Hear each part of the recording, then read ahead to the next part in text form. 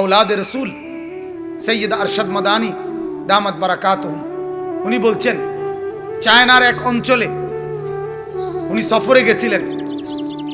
সফরে যাওয়ার সময় রাস্তার পাশে এক ছোট্ট বস্তি, ছোট্ট মহল্লা আর কি, মহল্লার পাশে নামাজের ওয়াক্ত হয়েছে আর আসরের।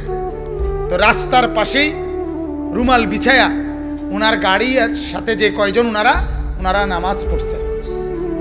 তো ওই ঠিক যেখানে দাঁড়াইয়া নামাজ পড়ছেন ওই বরাবর যেই ঘর, ওই ঘর থেকে এক বুড়ো মহিলা, সত্য ঘটনা, বুড়ো মহিলা আইসা ওনাদের সামনে দাঁড়াইয়া বলছে, তোমরা এটা কি করলা? এই যে এখন, তখন ওই যে চায়নার যেই দোভাষী সে বুঝাই দিছে যে এটা আমাদের ধর্মের প্রেয়ার, মানে প্রার্থনা। আমরা মুসলমান, আমাদের সৃষ্টিকর্তার উপাসনা এভাবে করতে হয়।